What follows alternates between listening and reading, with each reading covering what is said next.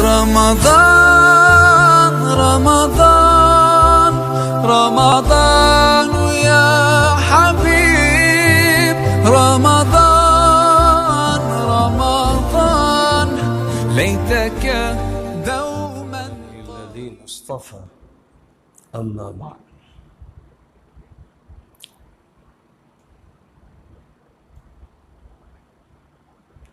سورہ سبا آج مکمل کی گئی اور سورہ فاطر پڑھی گئی اور سورہ یاسین اور سورہ صافات. یہ صورتیں آج کی تراویح میں پڑھی گئی ہیں. جہاں تک سورہ سبا کا تعلق ہے، اس میں قوم سبا کا ذکر آیا ہے اور قوم سبا کی ایک ملکہ بلقیس کا تذکرہ سورۃ النمل میں گزر چکا ہے. وہ اسی قوم کی ایک ملکہ تھی.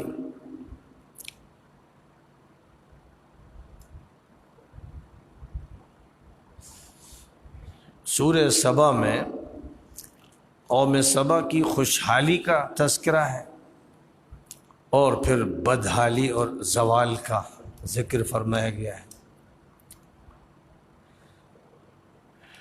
یہ ساری صورتیں مکہ مکرمہ میں نازل ہوئی تھیں. سورہ سبا، سورہ فاطر، سورہ یاسین، سورہ صافات،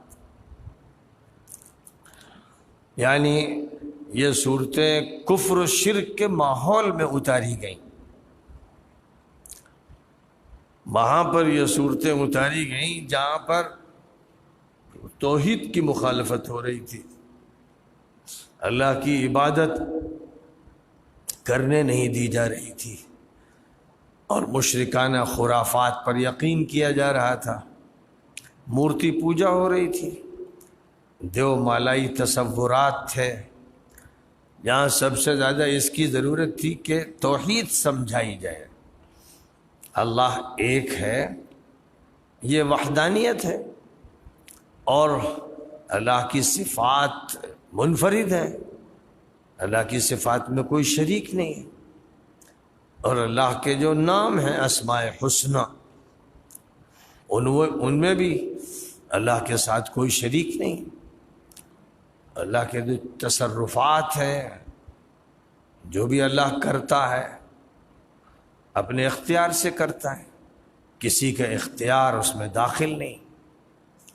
تو یہ وہ مضامین ہیں جن کو تفصیل کے ساتھ مکی صورتوں میں سمجھایا گیا ہے. مدنی صورتوں میں بھی ان کا تذکرہ ہے، لیکن مکی صورتوں میں تو بنیادی مضمون ہی یہی ہے، اور مختلف انداز سے، مختلف پیرائے بیان میں، مختلف اسلوب میں، مختلف مثالوں کو پیش کرتے ہوئے بات کی گئی ہے. کوئی پہلو، کوئی گوشہ چھوڑا نہیں گیا ہے. اگر مشرکین ان صورتوں پر غور کریں اور غیر جانبدار ہو کر ذہن کو بالکل صاف رکھتے ہوئے فائدہ اٹھانے کے لیے اگر ان صورتوں کو پڑھیں تو وہ شرک سے توبہ کرنے پر مجبور ہو جائیں گے، وہ توحید کو مانیں گے. اور اس کا یہ مطالبہ ہے کہ مسلمان خاص طور پر مکی صورتیں ہندوستان کے ماحول میں غیر مسلموں کے درمیان کثرت سے سنائیں. سنانے کا مطلب یہ ہے کہ صورتوں کا مطلب بتائیں، کیونکہ صورتوں کا محض سنانا تو کافی نہیں ہے. حضور صلی اللہ علیہ وسلم سے جب یہ کہا گیا کہ آپ ان کے سامنے پڑھیں، تو وہ چونکہ ان کی مدر لینگویج میں پڑھا جا رہا تھا، بتایا جا رہا تھا، تو بس مضمون پہنچ جاتا تھا. جہاں ضرورت پڑتی تھی وہاں حضور تشریح کر دیتے تھے. لیکن اب جو قوم ہمارے سامنے ہے، اس کو بات سمجھانی ہے تو ہندی میں، کہیں حوالہ سنسکرت کا، کہیں ان کی کتابوں کا، اور انگلش میں، اور ہر صوبے کی زبان میں. ہر صوبے کی جو زبان ہے اس زبان میں قرآن کا مطلب لوگوں تک پہنچانا بے انتہا ضروری ہے. اور نبی اکرم صلی اللہ علیہ وسلم کو سب سے پہلے اس کا حکم دیا گیا تھا، اور آپ نے یہی حکم پھر اپنے صحابہ کو دیا تھا. پوری امت پر یہ ذمہ داری ڈالی تھی. اب سورہ سبا کو دیکھیے کہ اللہ کی حمد و ثنا سے، اللہ کی ملکیت، اللہ کی بادشاہت، اللہ کی عظمت سے سبق شروع ہوتا ہے. اور پھر جو خاص باتیں فرمائی گئی ہیں ان میں ایک بات یہ فرمائی گئی ہے کہ اللہ تعالیٰ نے حضرت داؤد اور حضرت سلیمان علیہم الصلوات و تسلیمات کو علم دیا تھا، حکمت دی تھی، اور بڑی عظمت دی تھی، سلطنت دی تھی، اقتدار دیا تھا. اور حضرت داؤد کو لوہے کی صنعت دی تھی، بڑے بڑے لوہے کے کارخانے انہوں نے قائم کیے، کیسے لوہا پگھلایا جائے اور اس کے بعد کس طرح اس کو سانچوں میں ڈھالا جائے، یہاں تک کہ باریک باریک کڑیاں جو زرہ کے لیے بنتی ہیں. قدیم زمانے میں جنگی لباس زرہ کی شکل میں ہوتا تھا، تو حضرت داؤد علیہ السلام اس کے بڑے ماہر صنعت کار تھے. بہت سے لوگ ہمارے یہاں یہ سمجھتے ہیں کہ وَأَلَنَّا لَهُ الْحَدِيدَ أَنِ اعْمَلْ سَابِغَاتٍ وَقَدِّرْ فِي السَّرْدِ. وہ یہ سمجھتے ہیں کہ یہ معجزے کا بیان ہو رہا ہے کہ حضرت داؤد لوہا لیتے تھے تو وہ موم بن جاتا تھا، اور پھر جیسے موم کو ادھر ادھر موڑ دیا جائے اور کچھ بھی بنا دیا جائے ویسے ان کے ہاتھ میں لوہے کا کام ہوتا تھا. یہ اتنی بڑی بھول ہے، اتنی بڑی غلط فہمیاں ہیں کہ نبی کا ذکر آتا ہے تو لوگوں کے دماغ میں یہ بات آتی ہے کہ کوئی معجزہ ہوگا، کوئی خارق عادت بات ہوگی، اور اللہ کی بس نشانی ہوگی. حالانکہ حضرت نوح علیہ السلام کا جب ذکر فرمایا گیا اور کشتی کا تذکرہ کیا گیا تو معجزے سے کشتی نہیں بن گئی کہ بس دم کیا تو کشتی کھڑی تھی، بلکہ قرآن پاک میں ہے کہ اللہ تعالیٰ نے حضرت نوح سے کہا کہ کشتی بناؤ، ہماری نگرانی میں بناؤ. لکڑیوں کے تختے جیسے لیے جاتے ہیں، انہیں جوڑا جاتا ہے، کیلوں کا استعمال ہوتا ہے اور مسالوں کا استعمال ہوتا ہے، اور اس طرح کا انتظام کیا جاتا ہے کہ پانی کی ایک بوند اندر نہ گھس سکے. جو ساری صنعت ہے، جو ایک ہنر ہے، جو ایک فن ہے، جو ایک ٹیکنیک ہے، وہ اللہ نے حضرت نوح کو سکھائی تھی. قرآن میں اسی کا تذکرہ. اور اسی طرح حضرت داؤد علیہ السلام کے بارے میں فرمایا وَعَلَّمْنَاهُ صَنْعَةَ لَبُوسٍ لَكُمْ لِتُحْصِنَكُمْ. ہم نے داؤد کو زرہوں کی ٹیکنالوجی عطا کی تھی، اس کا علم دیا تھا. علمنا، ہم نے اس کا علم دیا تھا ان کو، یعنی کہ معجزانہ طور پر یہ ہو گیا تھا. تو علنا لہ الحدید کا یہ مطلب نہیں کہ ہاتھ میں لوہا لیا تو وہ موم بن گیا، موم بن گیا تو وہ بکھر کے ٹوٹ ختم ہو جائے گا، بلکہ ان کو یہ صنعت عطا کی، یہ ٹیکنیک عطا کی، یہ ہنر عطا کیا کہ وہ لوہے کو کارخانوں میں کیسے پگھلائیں اور پھر اس کے بعد اس سے چیزیں کیسے تیار کریں. یہ کچھ قوموں میں صنعت موجود تھی، لیکن دنیا میں اس کی ترقی جو ہوئی ہے وہ حضرت داؤد کے دور سے ہوئی ہے. اور یہ حضرت عیسیٰ سے 1100 سال پہلے کا دور ہے، وہ آئرن ایج کہلاتا ہے. اس سے پہلے پتھر کی چیزیں بنتی تھیں، پھر اس کے بعد لوہے کی چیزیں بننے لگیں. اور حضرت سلیمان علیہ السلام کا جب تذکرہ کیا گیا تو فرمایا گیا کہ پھر اللہ تعالیٰ نے پیتل کا بہت انتظام فرما دیا. پیتل کے جو زمین کے اندر خزانے ہیں وہ ان کو ملے، ایسا جیسے پیتل کے چشمے جاری ہوں. اور وہاں پر بھی یہ مطلب ہے کہ پیتل کو پھر ڈھال کر اس سے مختلف چیزیں تیار کرنے کی صنعت حضرت سلیمان علیہ السلام کو عطا کی گئی. اور حضرت داؤد کو جہاں لوہے کی صنعت دی گئی، وہیں اسی کے ساتھ ساتھ ان کو ایک ایسی آواز دی گئی جس میں اتنی تاثیر تھی، اتنی دلکشی تھی کہ پرندے بھی ان کے ساتھ محو ہو جاتے تھے، جیسے نشہ ہو جائے۔ اللہ تعالیٰ نے جانوروں میں بھی یہ صلاحیت رکھی ہے، جب یہ سپیرا جو ہوتا ہے بین بجاتا ہے تو سانپ جھومنے لگتا ہے، سانپ جیسی مخلوق جو زہریلی ہے، سانپ جھومنے لگتا ہے، پھن کھڑا کر دیتا ہے اور اس پر نشہ ستاری ہو جاتا ہے۔ یہ سپیرے پہلے بین بجاتے ہیں پھر اسے پکڑ لیتے ہیں۔ سانپ پکڑنے کا یہ طریقہ ہے کہ اس پر نشہ طاری کر دیتے ہیں باجے سے۔ اسی طرح اونٹوں کے بارے میں تو عربوں میں مشہور ہے کہ خودی خوانی ہوتی تھی، یعنی رجزیہ اشعار پڑھے جاتے تھے، اور جب اونٹ کو چلا رہے ہیں اور وہ اشعار پڑھتے تھے تو اونٹ مست ہو جاتے تھے اور تیزی سے بھاگتے تھے۔ یہاں تک کہ حضور اکرم صلی اللہ علیہ وسلم نے ایک سفر میں جب انجشہ نامی صحابی خودی خوانی کر رہے تھے اور جن اونٹوں پر عورتیں بیٹھی ہوئی تھیں ان کی خودی خوانی وہ کر رہے تھے، اونٹ بھاگنے لگے تو حضور پاک علیہ الصلوۃ والسلام نے ان سے فرمایا تھا یا انجشہ رفقا بالقواریر، ارے انجشہ ذرا رحم کرو ان عورتوں پر، نازک عورتیں، تم اس طرح بھگا رہے ہو اونٹ تو ان کی تو کمر توڑ دو گے، تم بھگاؤ نہیں، دوڑاؤ نہیں، دھیرے دھیرے لے کے چلو۔ تو جانوروں میں اللہ تعالیٰ نے صلاحیت رکھی ہے۔ حضرت داؤد کے بارے میں یہ فرمایا گیا کہ یا جبال اوبی معہ والطیر، اے پہاڑوں تم بھی داؤد کے ساتھ نغمہ سرا ہو جاؤ، اور اے پرندوں تم بھی چہچہاؤ۔ جس وقت حضرت داؤد شام کے وقت زبور کے گیت پڑھتے تھے سما بن جاتا تھا، ایسا لگتا تھا جیسے پوری فضا نشے میں ہے۔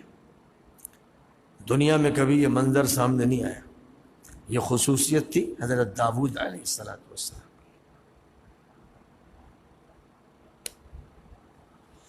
حضرت سلیمان علیہ السلام کو اللہ تعالیٰ نے جو سلطنت عطا فرمائی تھی اس میں جنوں کو ان کے تابع بنا دیا تھا، یہاں تک کہ شیطان سب پر چڑھنے والے گمراہ کرنے والے وہ بھی ان کی گرفت میں تھے، ان سے بھی کام لیتے تھے۔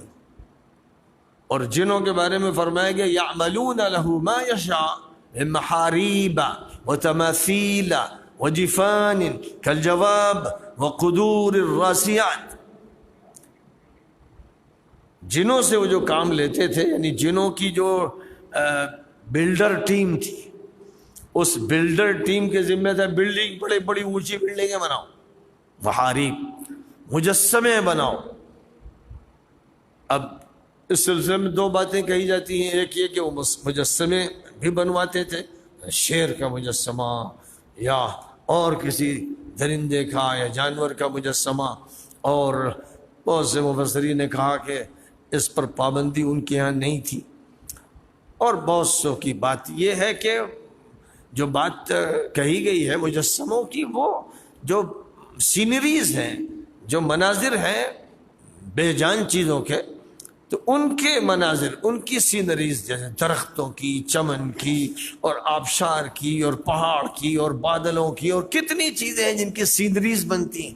تو ایک طرف تو یہ سینریز بنتی ہیں کہ ان کے فوٹو ہوتے ہیں، اور دوسری طرف یہ کہ ان کو مجسم شکل میں بنا کے ایسا پیش کیا جاتا ہے کہ لگتا ہے کہ واقعتاً بادل چھائے ہوئے ہیں، پہاڑ اٹھے ہوئے ہیں، چمن نظر آ رہے ہیں۔ یہ بھی ایک فنکاری ہوتی ہے آرٹ کی۔ آرٹسٹ جو ہوتے ہیں وہ یہ سب چیزیں تیار کرتے ہیں، ساتھ ہی ساتھ بڑی بڑی دیگیں، بڑی زبردست دیگیں جن میں ہزاروں آدمیوں کا کھانا پکتا تھا، اور بڑی بڑی زبردست لگنیں جن میں ہزاروں کے لیے آٹا گنتا تھا۔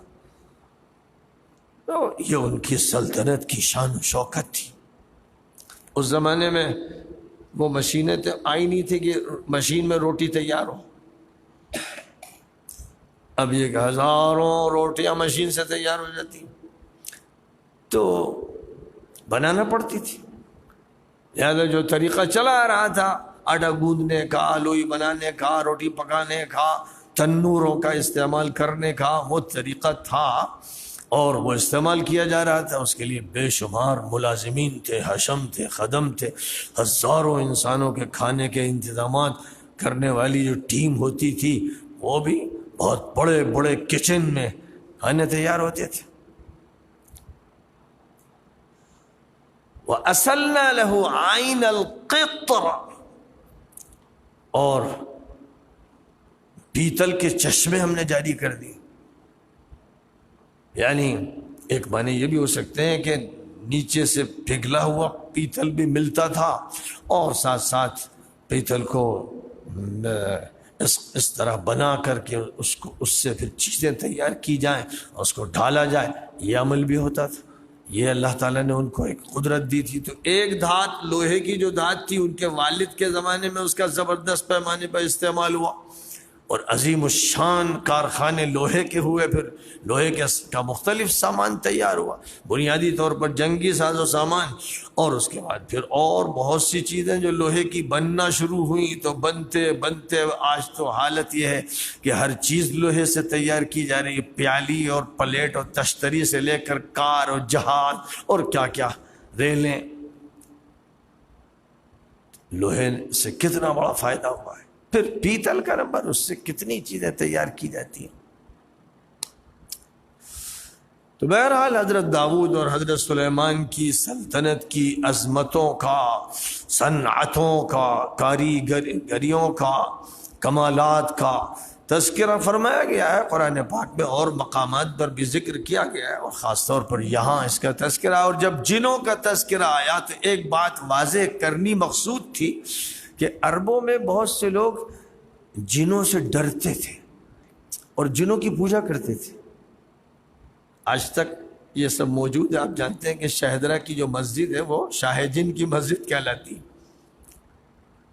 اور اسی طرح امین آباد کے پاس بھی ایک مسجد ہے، وہاں بھی یہ سمجھا جاتا ہے کہ یہاں جنوں کا بسیرا ہے. بہت سی جگہوں کے بارے میں یہ ذہنوں میں لوگوں کے ہے کہ یہاں جن کے بادشاہ رہتے ہیں.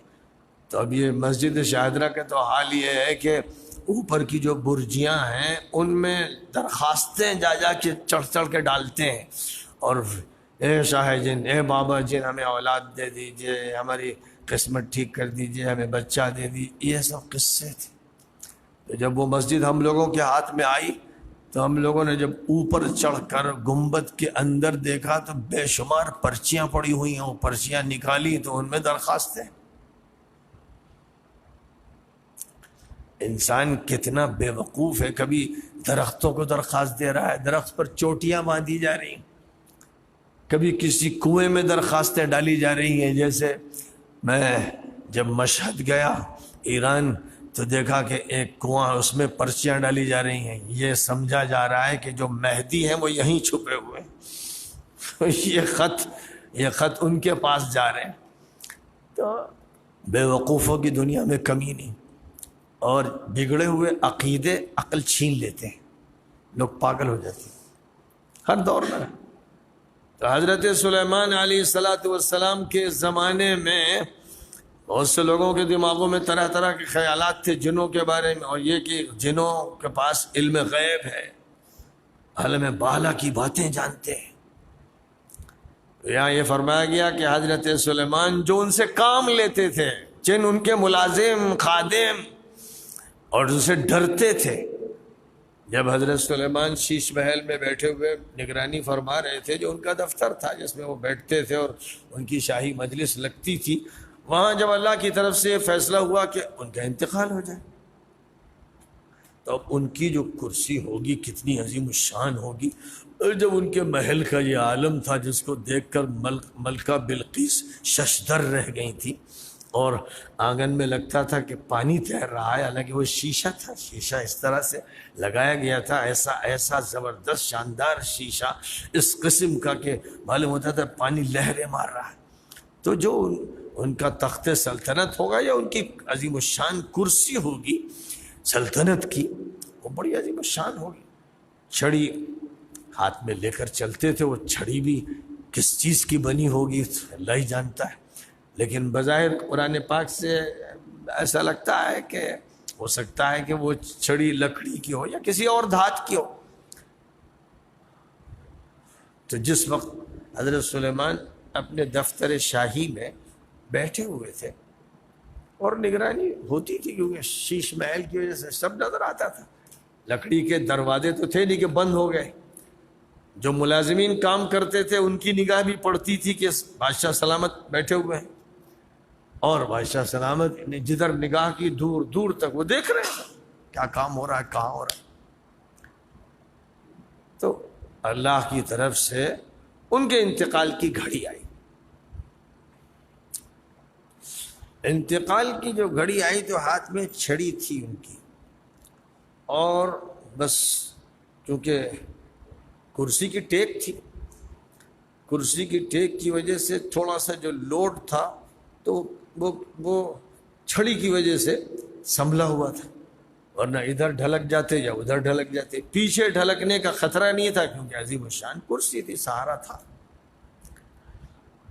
اب ایسی شکل میں جن جو کاموں میں مشغول تھے وہ تو یہی سمجھ رہے تھے زندہ سلامت ہے, تشریف رکھتے ہیں, دفتر میں بیٹھے ہوئے, وہ اپنے طرح کام میں لگے تھے. اللہ میاں یہ بتانا چاہتے ہیں کہ اگر علم غیب ہوتا تو جیسے انتقال ہوا تھا فوراً پتہ چل جاتا اور کھسک لیتے وہ, چلو چھٹی ملی. لیکن وہ کام میں لگے رہے کیونکہ انہیں علم غیب تو تھا نہیں, اور جو دور سے دکھ رہا تھا وہ یہی کہ وہ کرسی پہ بیٹھے. اس کے بعد لما قضينا عليه الموت ما دلهم على موته إلا دابة الأرض تأكل من سأته. تو انہیں موت کا پتہ اس وقت چلا جب زمین کے ایک جانور نے ان کی چھڑی کو منہ میں لیا, جیسے کوئی جانور کھانے لگے, منہ سے کسی چیز کو پکڑے. فلما خر تبينت الجن لو كانوا يعلمون الغيب ما لبثوا في العذاب المهين. جب وہ گر پڑے, ڈھلک گئے, تب سمجھ میں آ گیا کہ کیا ہوا بھائی, یہ تو گر گئے. اور جب گر گئے تو انہوں نے گھور کے دیکھا ہوگا کہ آنکھیں تو ان کی بند ہیں اور یہ تو ڈھلک گئے. اس کا مطلب ہے کہ ان کا انتقال ہو گیا. تو جب وہ گرے تو انہیں معلوم ہوا, اور اگر ان کے پاس علم غیب ہوتا تو پہلے سے معلوم ہو جاتا, اور جب معلوم ہوا تو پھر انہوں نے کام چھوڑ دیا, ورنہ وہ پہلے سے کام چھوڑ دیتے. یہ قرآن کہہ رہا ہے. لفظ جو استعمال کیا گیا دابۃ الارض, زمین کا دابہ. حیرت ہوتی کہ کہیں سے ایک بات چلی کہ مفسرین نے اس کے معنی دیمک کے لے لیے, اور دابۃ الارض دیمک کو کہاں سے کہہ دیتے ہیں بھائی, یہ لفظ دیمک کے لیے تو ہے ہی نہیں. لیکن لگتا ہے کہ کسی روایت میں یہ بات کہہ دی گئی, بس اس کے بعد چل پڑتی ہے. روایت میں آیا اس طرح کی بات چل پڑتی ہے. نبی پاک علیہ الصلوۃ والسلام سے کچھ نہیں منقول ہے, لیکن یہ بات ایسی چلی کہ میں تو حیران ہوں کہ تقریباً بالاتفاق سارے مفسرین نے لکھ دیا کہ دیمک لگ گئی. اب دیمک چھڑی کو کھاتی رہی یہاں تک کہ چھڑی کھوکھلی ہو کر ٹوٹ گئی, تو گری تو وہ گرے. اب اس کے بعد کہتے ہیں کہ اس میں کوئی کہتا ہے 1 ہفتہ لگ گیا, کوئی کہتا مہینہ لگ گیا, کوئی کہتا سال لگ گیا. میں سر پکڑ کے پریشان ہو جاتا ہوں. ایک ایسی شخصیت جس کے حشم و خدم ہر طرف ہیں, جس کے بارے میں یہی مفسرین لکھتے ہیں کہ 90 بیویاں ہیں, جس کی اولاد ہے, اور جس کے پھر ملازم جن بھی ہیں, شیاطین بھی ہیں, اور جس کے ساتھ فرشتوں کا ساتھ بھی ہے, اور بے شمار انسان ہے, پولیس ہے, فوج ہے, باڈی گارڈ ہیں. اس کے لمحے کی سب کو خبر ہے. جب وہ اپنے سلطنت کی کرسی پہ بیٹھتے ہوں گے اس وقت جس کے ذمے جو کام ہے اس کو لگا دیا گیا, لیکن جو وقت ہوتا ہوگا کہ وہ 9 بجے 8 بجے اپنے دفتر تشریف لائے، اور اب زور کے لیے ان کو اٹھنا ہوتا ہوگا 12 بجے 12:15 بجے، پھر اس کے بعد استنجے جاتے ہوں گے یا نہ جاتے ہوں، وضو کرتے ہوں گے، پھر نماز کے لیے مسجد جاتے ہوں گے، جو انبیاء کرام کے معمولات رہے ہیں، وہ سارے انبیاء نماز پڑھتے رہے، تو اب یہ معمول ان کا زور کی نماز اور دیگر نمازوں کے جو پڑھنے کا رہا ہوگا۔ پھر اس کے بعد جس وقت بھی 12 بجے 1 بجے گھر جاتے ہوں گے، کھانا دوپہر کا کھاتے ہوں گے، اور آج فلاں اہلیہ کے یہاں، پھر فلاں اہلیہ کے یہاں ایک معمول ہوگا، اور پھر اس کے بعد ہر گھر میں اولاد اور اولاد کے علاوہ جو حشم و خدم ہیں، خدام ہیں، وہ سب موجود، پل پل کے لیے خدمت کرنے والے۔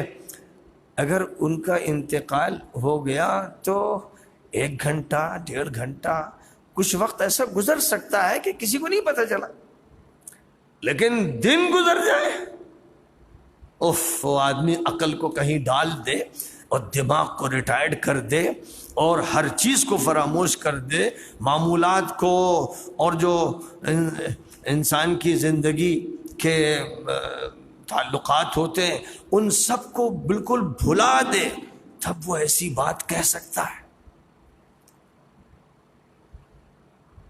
نماز کے لیے اٹھنے کا وقت آ گیا اور آج نماز نہیں پڑھ رہے، تو جو مسجد میں ملازم ہوں گے اور جو ان کے خدام ہوں گے ان کو یہ فکر نہیں ہوگی کہ دفتر سے آج اٹھ کیوں نہیں رہے، کیا بات ہوگی، تو کوئی سیکرٹری تو اندر آئے گا اور یہ کہے گا کہ حضرت نماز کا وقت ہو گیا، اور نماز کا وقت بھی نکل جائے اور لوگ وہاں انتظار کر رہے ہوں گے کہ امامت بھی وہی فرماتے ہوں گے جیسے نبی پاک علیہ السلام امامت مسجد نبوی میں فرماتے تھے۔ وقت کا جو بھی سلطان ہوتا تھا، جو نبی اور رسول ہوتا تھا، امامت وہی فرماتا تھا۔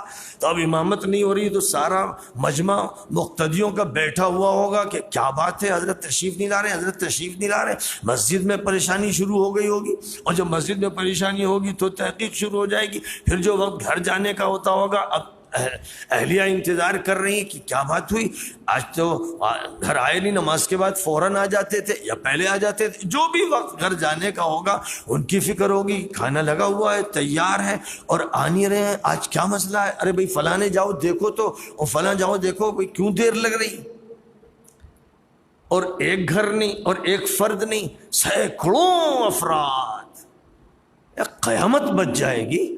ذرا سی جو ہے دیر ہوگی جو معمول کے خلاف ہوگی تو طوفان بن جائے گا۔ وہ تو بہت بڑی شخصیت ہے، بہت بڑی شخصیت ہے۔ ایک معمولی سے دفتر کا آفیسر، آج کے جو دفاتر ہیں، ایک معمولی سے جو آفیسر ہے وہ اگر غیر معمولی طور پر تاخیر کر دے دفتر میں، دفتر کا وقت ہے 4 بجے یا 5 بجے بند ہو جائے گا اور وہ 6 بج جائے، تو سارے ملازمین، سارے چپراسی، سارے کلیگ، سارا انتظام سب پریشان ہو جائے گا کہ کیا قصہ، گھر والے پریشان ہو جائیں گے۔ بالکل ایک ایسی بات ہے جو کامن سینس کی ہے، کوئی تفسیر کامن سینس کے خلاف نہیں ہو سکتی۔ اور دیمک تو لگتی ہے تو واقعی مدتیں ہوتی ہیں، وہ مدتیں بیان ہو رہی، یعنی دفتر میں دنوں گزر گئے، اب نہ نماز، نہ کھانا، نہ استنجا، نہ بیگم، نہ اولاد، نہ فلاں، ساری دنیا سے قطع تعلق ہو گیا۔ وہ دفتر میں پڑی ہوئی لاش، کسی کو فکر نہیں، مرنے دو۔ میں تو حیران ہو جاتا ہوں جب ایسی چیزیں پڑھتا ہوں، معتبر کتابوں میں پڑھتا ہوں، جو سر پکڑ کے بیٹھ جاتا ہوں کہ آخر کیا ہوتا ہے، کیا ہوتا ہے، کیسے یہ بات پیش آتی ہے کہ لوگوں کے دماغ معطل ہو جاتے ہیں، عقلیں کام نہیں کرتی ہیں، وہ روایت کے پرستار بن جاتے ہیں، اس کے سامنے ڈگیں ڈال دیتے ہیں، دماغ حوالے کر دیتے ہیں، سوچنے کی صلاحیتیں مفقود ہو جاتی ہیں۔ اس لیے میں نے یہ کہا کہ بالکل غلط ہے، یہ ترجمانی بالکل غلط ہے، یہ معمول کے خلاف ہے، واقعے کے خلاف ہے، یہ روزانہ کی زندگی کے اصول کے خلاف ہے، اور دابۃ الارض کے یہ معنی نہیں ہے۔ اس لیے، اور یہ کون کہہ سکتا ہے کہ لکڑی ہی کی تھی، وہ پیتل کی دھات کی بھی ہو سکتی ہے، وہ سینگ کی بھی ہو سکتی ہے، ہاتھی کے دانت کی بھی ہو سکتی ہے۔ اتنا بڑا جو بادشاہ ہے اس کی جو چھڑی ہوگی وہ کیسی عظیم الشان ہوگی، ہیرے جواہرات اس میں لگے ہوں گے، کیا کیا نہیں ہوگا۔ تو اب یہاں جو ہوا، کوئی بھی جانور ہو، بلی خاص طور پر اور بلی سے مناسبت بھی رہی ہے. حضور پاک علیہ الصلوۃ والسلام نے بھی خیال رکھا اور حضرت ابو ہریرہ تو اس کو لیے رہتے تھے, نام ہی ان کا ابو ہریرہ اس لیے پڑ گیا کہ بلی پالتے تھے, بہت محبت کرتے تھے. بلی ہو سکتی اور خرگوش ہو سکتا ہے, کوئی بھی اچھا خوبصورت جانور جو ایسی جگہوں پر آتا ہے اور اس کے لیے موقع ہوتا ہے, بلکہ پال بھی لیا جاتا ہے. تو حضرت سلیمان کے ہاں تو پرندے بھی ان کی ماتحتی میں تھے, تو یہ سارے جانور تو ہوں گے ہی. اب یہ ہے کہ کسی جانور نے منہ لگایا, جیسے کوئی بھی یعنی منہ لگاتا ہے جیسے کھا رہا اس کو, تو خرگوش نے یا بلی نے چھڑی میں منہ لگایا اور چھڑی کو کھانے کی جیسے کوشش ہو رہی, ظاہر ہے کہ جیسے ہی وہ ایسا کوئی جانور منہ لگائے گا چھڑی فوراً ہل جائے گی, ہلے گی, اور جیسے ہی وہ ہلے گی جگہ سے ہٹے گی وہ گرے گی. اب جو بوجھ اس پر ٹکا ہوا تھا, تھوڑا سا سہارا تھا, وہ دھڑام سے گر گیا. اس میں آدھا گھنٹہ لگا, 1 گھنٹہ لگا, 1.5 گھنٹہ لگا, بہرحال جو بھی لگا وہ بس 1-8 گھنٹے کی بات ہے. اب مسئلہ چاہے 15 منٹ کا ہو, جنہوں کو نہیں معلوم ہو سکا وقت پر کے انتقال ہوا, بس اتنی سی بات ہو, اس کے لیے یہ قصہ کیا کہ 1 مہینہ جب تک نہ کہیں سیری نہ ہو. انہیں انتقال کا علم نہیں ہوا, بس لو كانوا يعلمون الغیب ما لبثوا فی العذاب المہین. جو سزا تھی ان کو جو سزا تھی کہ حضرت سلیمان سزائن بھی کام لیا کرتے تھے, مشغول کرتے تھے, آزادی ان کو اس طرح کی حاصل نہیں ہوتی تھی, تو وہ اس میں جو پھنسے رہے, 1 گھنٹہ زیادہ کام کرنا پڑا یا 2 گھنٹے زیادہ کام کرنا پڑا. یہ کیوں ہوا؟ اس لیے کہ علم غیب ان کے پاس نہیں تھا کہ اسی پل خبر ہو جاتی. بس قرآن اتنا کہہ رہا ہے, اتنا مقصد ہے قرآن کا, اس سے زیادہ کوئی مقصد نہیں.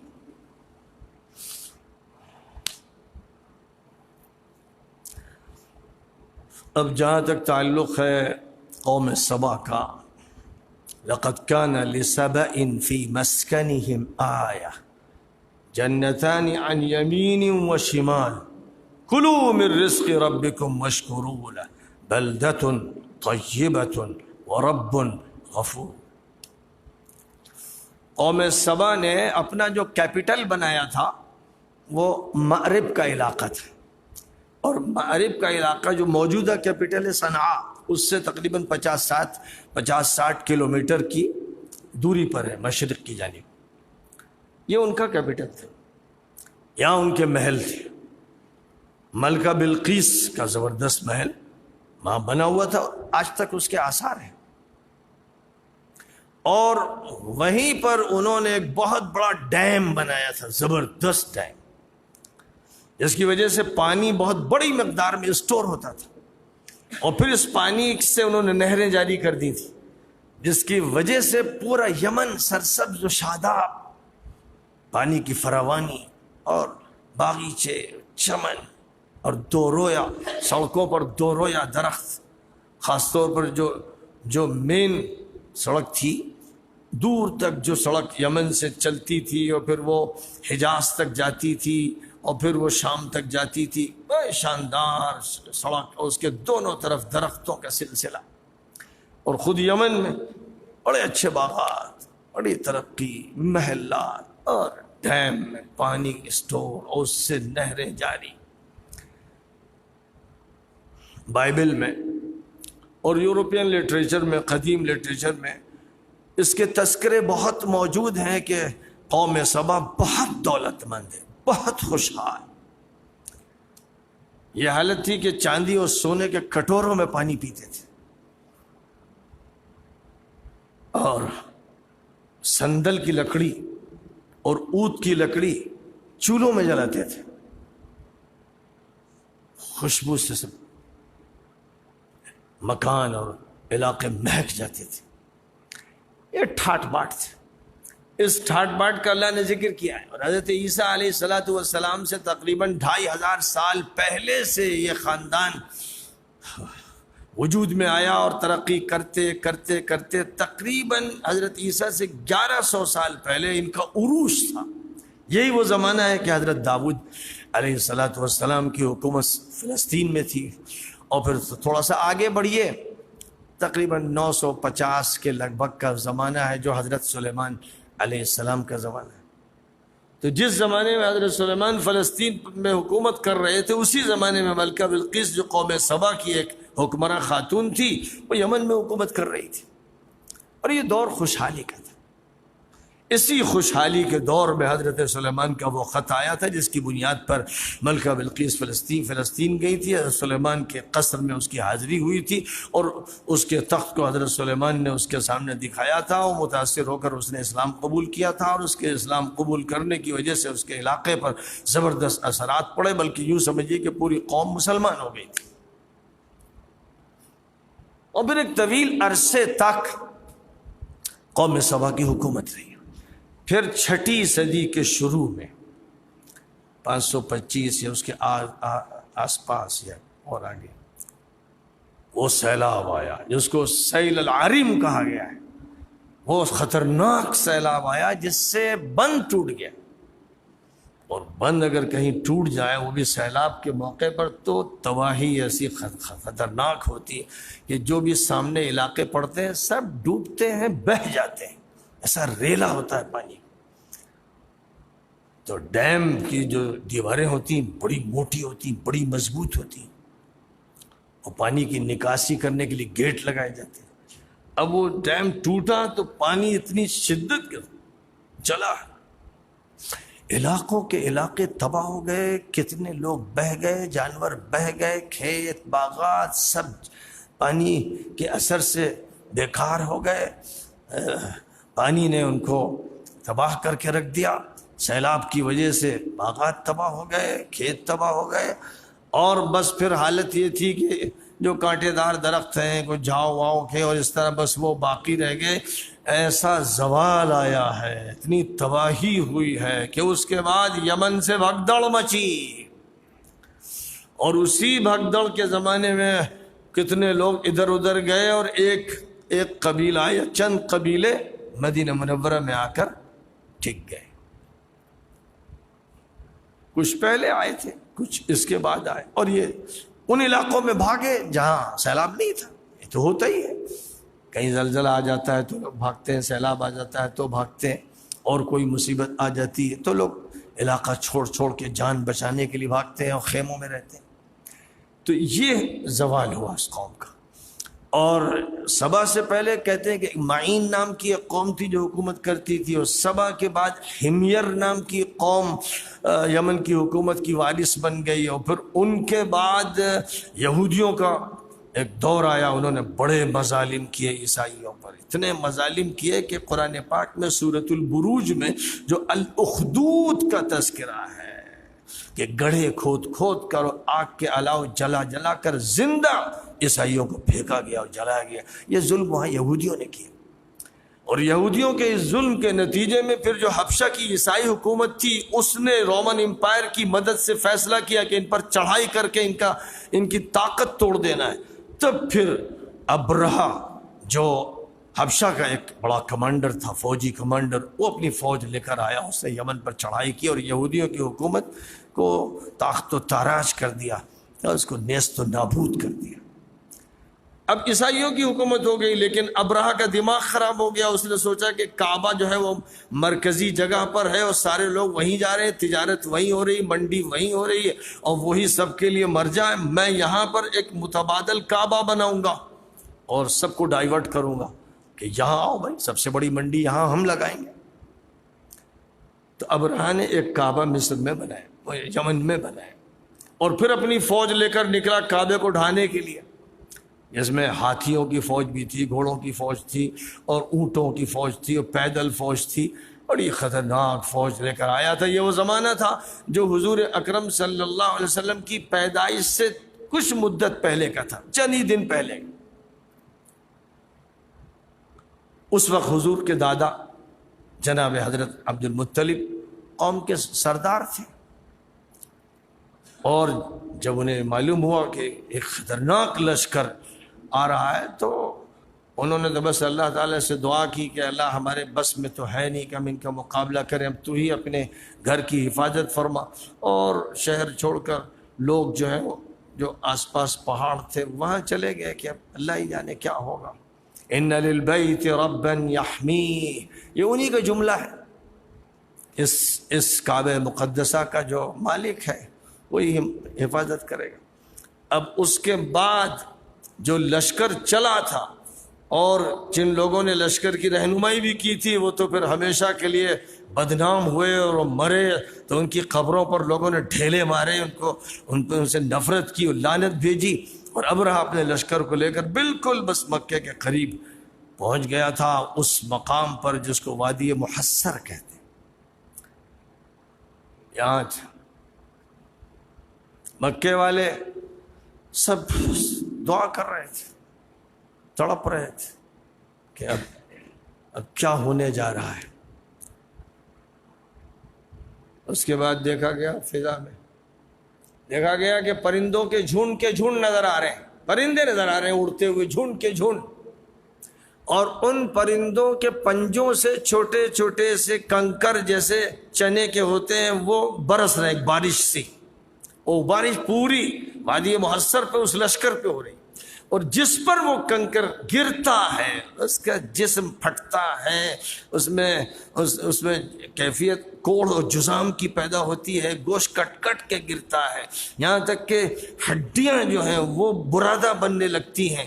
عجیب زہریلا پتھر، ایسا خوفناک ایسا خطرناک پتھر دنیا نے کبھی دیکھا نہیں. اور وہاں لوگوں نے یہ منظر دیکھا نہیں، پرندوں کو اڑتے دیکھا اور کنکر گرتے دیکھا. اور اس کے بعد پھر جو منظر جو بھی دیکھ رہے ہوں گے لشکر کو، انہوں نے دیکھا کہ نہ ہاتھی بچے، نہ گھوڑے، نہ اونٹ، نہ انسان. یعنی یہ ایسی بمباری تھی، ایسی بارود تھی، ایسا خوفناک زہریلا پتھر تھا جس نے ابرہہ کے لشکر کا کچومر بنا دیا. حضور اکرم صلی اللہ علیہ وسلم کی ابھی پیدائش بھی نہیں ہوئی تھی جب یہ واقعہ پیش آیا تھا، اور پھر آپ کی پیدائش ہوئی اور 40 سال کے بعد آپ کو نبی بنایا گیا، اور نبوت کے بعد آپ پر صورتیں نازل ہونا شروع ہوئی. تو مکے والوں کے ہی سبق دینے کے لیے اللہ نے فرمایا الم تر کیف فعل ربک باصحاب الفیل الم یجعل کیدہم فی تضلیل وارسل علیہم طیرا ابابیل ترمیہم بحجارۃ من سجیل فجعلہم کعصف مأکول. اے لوگوں تمہیں ہوش نہیں؟ تم دیکھ چکے ہو کہ اللہ سے ٹکرانے کا نتیجہ کیا ہوتا ہے. کعبہ مقدسہ پر حملے کے نتیجے میں کیا ہوا؟ اللہ نے بھوسا بنا دیا ان کو پرندوں کے ذریعے. خدا جس سے کام لے لے، اس کے لشکر تو آسمانوں میں بھی ہے، زمین میں بھی ہے، وہ پرندوں کے لشکر سے بھی کام لے سکتا ہے.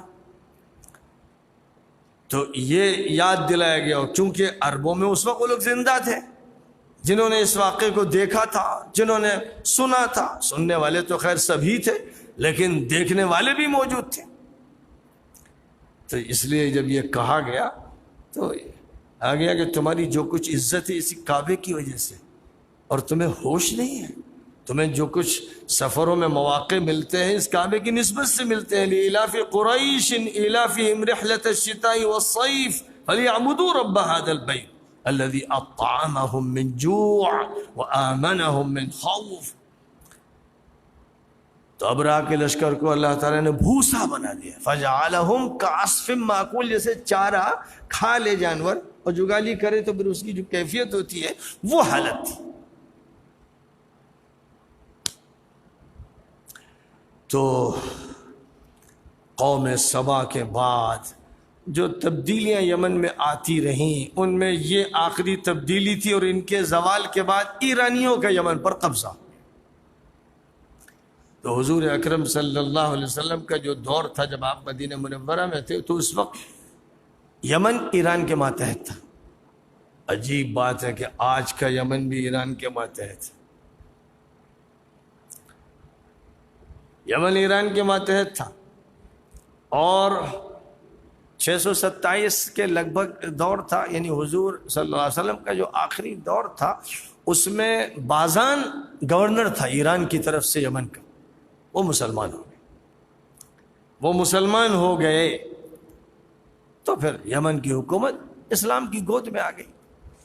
پھر ظاہر ہے کہ جو لوگ یمن سے آئے تھے، چاہے وہ معاذ بن جبل ہوں یا ابو موسیٰ اشعری ہوں اور دیگر حضرات ہوں، ان کو یمن کی ذمہ داری سونپی گئی فتح کے لیے. تو خالد بن الولید کو بھی بھیجا گیا اور پھر حضرت علی کو بھی بھیجا گیا اور پورے علاقے مسلمان ہو گئے. اور پھر اس کے بعد آخری دور میں حضور نے یمن کی ذمہ داری ایک صوبے کی ابو موسیٰ اشعری کو اور ایک صوبے کی ذمہ داری معاذ بن جبل کو دی. یہ ہے دنیا کے نظام. اور اس وقت سے یمن آج تک اسلام کے ہی ماتحت تھے. یہ الگ بات ہے کہ زیادہ تر جو دور گزرا ہے وہ شیعہ حکومت کا ہے، لیکن وہ زیدیوں کی حکومت تھی. اور زیدی ایسے شیعہ کہلاتے ہیں جو اہل سنت کے قریب ہیں بالکل. ان کے نظریات اور اہل سنت کے نظریات میں کوئی بڑا فرق نہیں. لیکن ادھر مشکل یہ ہوئی کہ ایک قبیلہ ہے خوسی قبیلہ، اس کے لوگ زیدی تھے.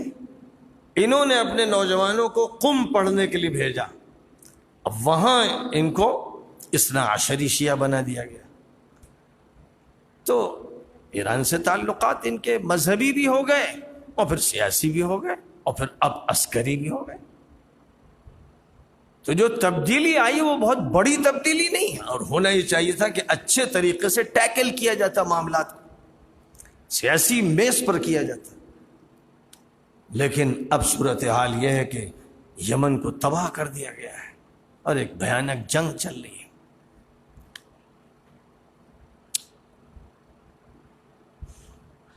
قوم سبا کے بارے میں اللہ تعالیٰ نے فرمایا کہ ان کو بڑا عروج حاصل تھا، بڑی خوشحالی تھی، لیکن ان کی بدعملیوں کی وجہ سے یہ جو بند ٹوٹ گیا، یہ تو اللہ کے حکم سے ٹوٹا.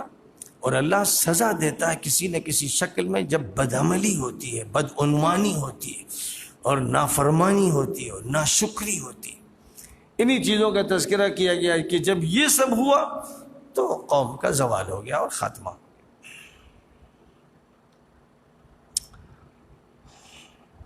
بہرحال اس سورہ کے بعد جو سورہ ہے اس کا نام ہے فاطر. فاطر کے معنی پیدا کرنے والا. تو اللہ تعالیٰ کی صفت فاطر بھی ہے، وہ خالق بھی ہے، وہ بارئ بھی ہے. اس کے جو اسماء حسنہ ہیں ان میں ایک اسم فاطر بھی ہے.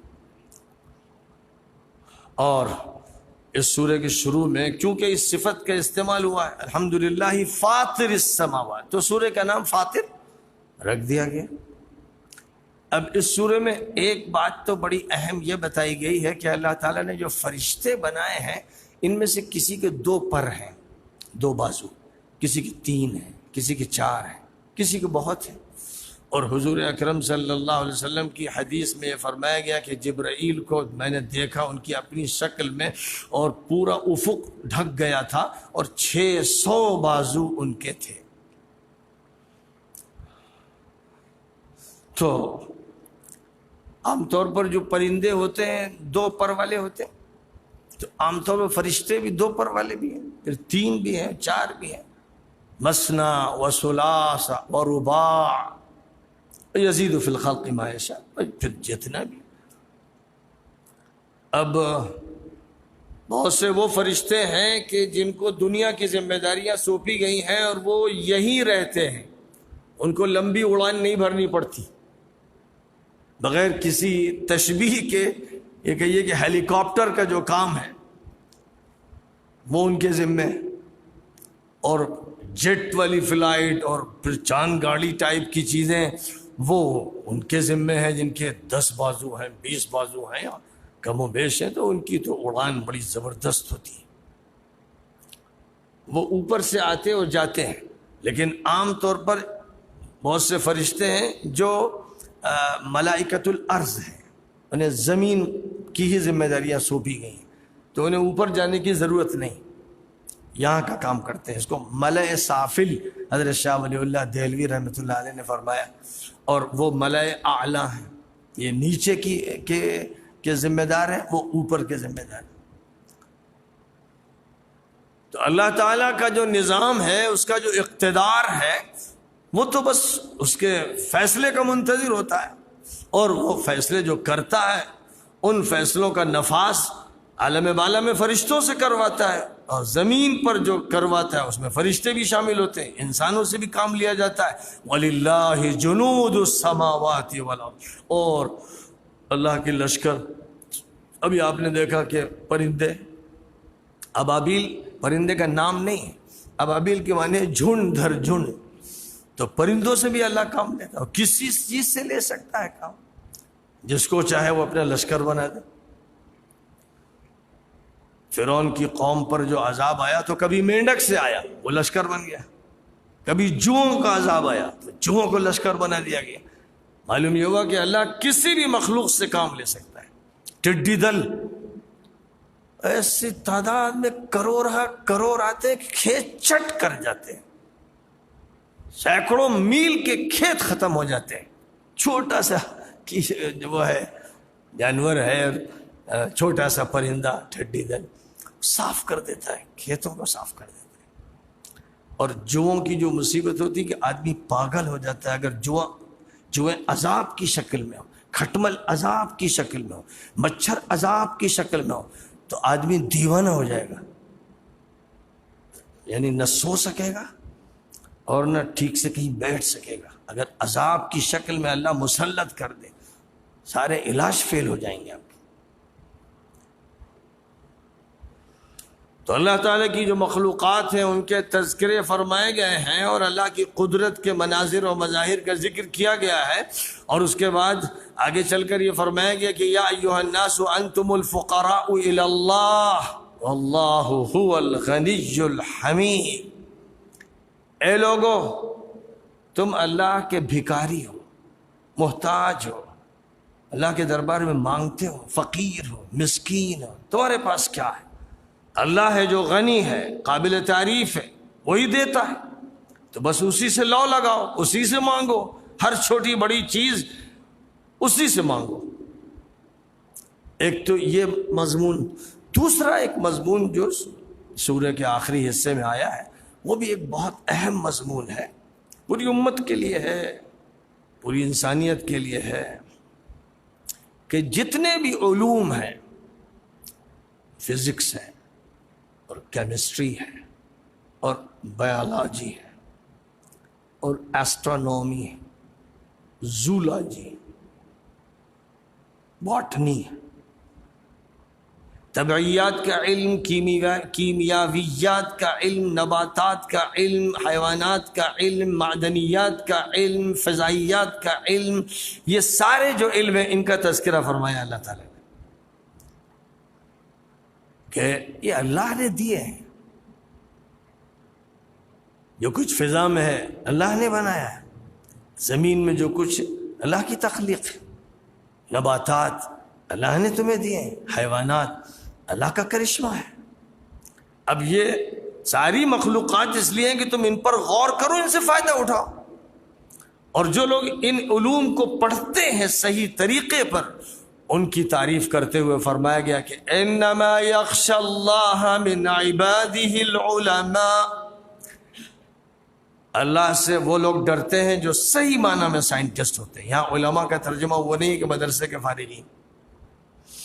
اس آیت میں جن علوم کا تذکرہ ہے وہ جغرافیہ سے متعلق ہیں، طبعیات سے متعلق ہیں، اور وہ فضائیات سے اور نباتات سے اور حیوانات سے جن علوم کا تذکرہ ہے وہ یہ علوم ہے۔ الم تر ان اللہ انزل من السماء ماء فاخرجنا به ثمرات مختلفا الوانها ومن الجبال جدد بيض وحمر مختلف الوانها وغرابيب سود ومن الناس والدواب والانعام مختلف الوانه كذلك انما يخشى الله من عباده العلماء۔ تو یہ وہ علوم ہیں جو آج کل اسکولوں میں پڑھائے جاتے ہیں، کالجز میں پڑھائے جاتے ہیں، یونیورسٹیز میں پڑھائے جاتے ہیں، اور مسلمانوں نے ان کو حوالے کر دیا ان لوگوں کے جو لادین ہیں، ملحد ہیں، دہریے ہیں، خدا ناشناس ہیں، انبیاء سے محروم ہیں، یہ علوم ان کے حوالے کر دیے، ان سے خود دستبردار ہو گئے۔ اسی کا یہ نتیجہ ہے کہ مسلمان زوال کے شکار ہو۔ جب قرآن اتر رہا تھا تو عرب کے لوگ نہیں جانتے تھے، وہ تو بکریاں چراتے تھے، اونٹ چراتے تھے، کھیتی باڑی کرتے تھے، کچھ تجارت کرتے تھے. اب اسلام نے ان کو علوم دینے شروع کیے اور ان کو قرآن کے معنی بتایا، ان کے سامنے حدیثیں آئیں، ان کو قانون سمجھایا گیا، ان کو نباتات میں اللہ کی نشانیوں کی طرف متوجہ کیا گیا، حیوانات میں جو نشانیاں ہیں ان کی طرف متوجہ کیا گیا، بادلوں میں جو نشانیاں، سمندر میں، بحر میں، بر میں، یہ سب ان کو سمجھایا گیا. اور یہ کہا گیا کہ جو لوگ ان پر غور کرتے ہیں وہی ہیں جو اللہ کو پسند ہے، وہی ہیں جو صحیح ترجمان ہیں. جب یہ سب باتیں کہی گئیں تو اس کا نتیجہ یہ ہوا کہ صحابہ نے پہلے یہ نظریہ لیا، یہ فکر لیا، پھر انہوں نے بعد میں دوسروں کو منتقل کیا، تو اب انہوں نے اس پر پھر ایکسپیریمنٹ شروع کیے، تجربے کیے. اس کا ہی نتیجہ یہ ہوا کہ پھر انہوں نے ہر طرح کی ترقی کی، جغرافیہ میں انہوں نے ترقی کی، اور انجینئرنگ میں انہوں نے ترقی کی، اور بحری جو بحر پیمائی ہے اس میں انہوں نے ترقی کی. ہر چیز میں پھر وہ لگ گئے، بحری بیڑا بنایا، کشتیاں دوڑا دی، فوج کے لیے ہتھیار تیار کیے، اور نئے نئے ملکوں میں پہنچے، اور جو وہاں کے علوم تھے وہ پہلے خود اخذ کیے، ان کے ترجمے عربی میں کروائے، پھر اس کے بعد ان کے وہ مالک بن گئے. پھر یہاں تک نوبت آئی کہ یورپ نے مسلمانوں کے مدرسوں میں پڑھ کے اپنے ہی پرانے علوم سیکھے، اور جو بھی دنیا میں سائنس ہے آج کل یہ سب مسلمانوں کی شاگردی کے نتیجے میں. اب جو استاد تھے وہ بیچارے شاگرد بننے کے بھی اہل نہیں رہ گئے. اب انہوں نے یہ کیا کہ بس ہمارے تو مدرسے ہیں، اور مدرسوں میں کیا مسئلہ ہوگا، ہم تیار کریں گے مسجد کا امام، مکتب کا مدرس، مبلغ، اور کوئی خطیب یا مصنف، بس یہ ہمارا کام ہے. اب یہ کہ ہم بحر پیمائی کریں، فضائی پیمائی کریں، انجینئرنگ کو اپنے ہاتھ میں لیں، پولیٹکس ہمارے ہاتھ میں ہو، اور ہم بر و بحر میں تجربات کریں، اور معدنیات ہمارے ہاتھ میں ہو، زمین کے خزانے ہم نکالیں اور ان سے چیزیں ڈالیں. کبھی ہم حضرت داؤد کا نمونہ پیش کریں، کبھی حضرت نوح کا پیش کریں، کبھی حضرت سلیمان کا پیش کریں، اور اس کے بعد آخری نبی کی تعلیم کے نتیجے میں پوری دنیا کا چارج لینے کے لیے ہم آگے بڑھیں. یہ سب دماغ سے نکل گیا. یہ ہوا ہے بہت بڑا نقصان، بہت بڑا نقصان ہوا ہے. اور افسوس یہ کہ اس پر اکتفا کر کے بیٹھ گئے. تو ہی ناداں چند کلیوں پر قناعت کر لیا، ورنہ گلشن میں علاج تنگی داماں بھی ہے. گلشن میں پھولوں کی کمی نہیں ہے، لیکن ایک ہی پھول توڑ کے لیا ہے، بس خوش ہو گئے. تو یہ کمی ہوئی.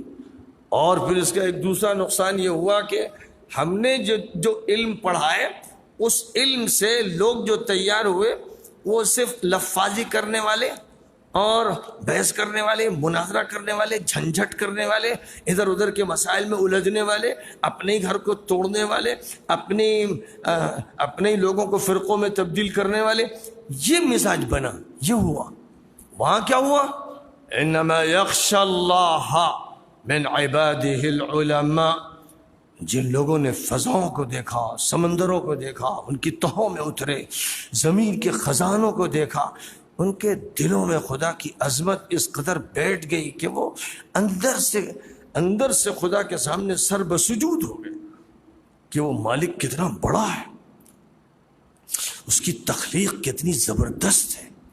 اب انہیں فرصت ہی نہیں رہی، کیونکہ وہ تو اللہ کی تخلیقات میں الجھ گئے کہ ہمیں زمین سے خزانے نکالنے ہیں، اور ان خزانوں سے ہمیں چیزیں تیار کرنی ہیں، اور ہمیں اس کے ذریعے تمدن کو آگے بڑھانا ہے، اور ہمیں اس کے ذریعے سے اقتدار اپنے ہاتھ میں لینا ہے. تو فرصت ہی نہیں بحث کی، اس کے لیے وقت ہی نہیں کہ آپ کے ساتھ وہ چیٹنگ کریں.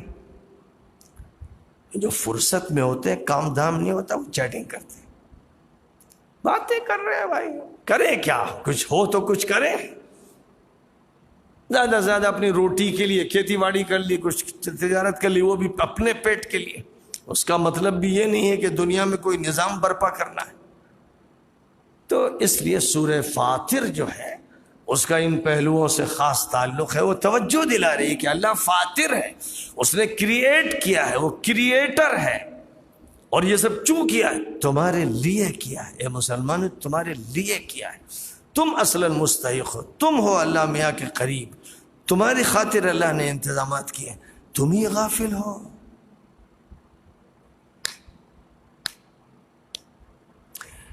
سورہ یاسین ہے پھر، جس کو حضور اکرم صلی اللہ علیہ وسلم نے فرمایا کہ یہ قرآن کا دل ہے، قرآن کا دھڑکتا دل ہے۔ سورہ رحمان کے بارے میں فرمایا کہ یہ قرآن کی دلہن ہے، سجی سجائی، جو اسلوب ہے، جو پیرائے بیان ہے، جو نغمگی ہے، سورہ رحمان کا ایک خاص انداز ہے۔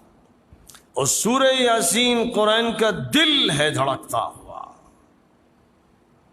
جس میں دنیا کا بھی تذکرہ ہے، آخرت کا بھی تذکرہ ہے، نیکوں کا بھی تذکرہ ہے، بدوں کا بھی تذکرہ ہے، قدرتوں کے مناظر کا بھی تذکرہ ہے، انسان کی کوتاہیوں کا بھی تذکرہ ہے، سوال و جواب کا بھی تذکرہ ہے، پیغمبروں کا بھی تذکرہ ہے، شہداء کا بھی تذکرہ ہے، کیا کیا موضوعات ہیں۔ اور یہ سورہ شروع ہوئی ہے اس طرح کہ یاسین حضور کا نام ہے، یاسین والقرآن الحکیم انکا، یاسین انکا لمن المرسلین، اے یاسین تمہیں بھیجا گیا ہے ایک بڑے کام کے لیے، والقرآن الحکیم، قرآن کی قسم، قرآن کو گواہ بناتے ہوئے اللہ کہہ رہا ہے تمہیں ایک بڑے کام کے لیے بھیجا گیا، لتنذر قوما ما انذر آباؤہم فہم غافلون، ایسی قوم کو بیدار کرنے کے لیے تم کو اٹھایا گیا ہے جن کے باپ دادوں کو ایک عرصے سے آگاہ نہیں کیا گیا تھا، اس لیے وہ غفلت میں پڑے ہوئے ہیں، اب یہ کام تمہیں سونپا گیا، اور چونکہ یہ کام سونپا گیا تو کام سے پہلے کوئی بال بیکا نہیں کر سکتا، محمد ڈرنا نہیں، کوئی خطرہ نہیں۔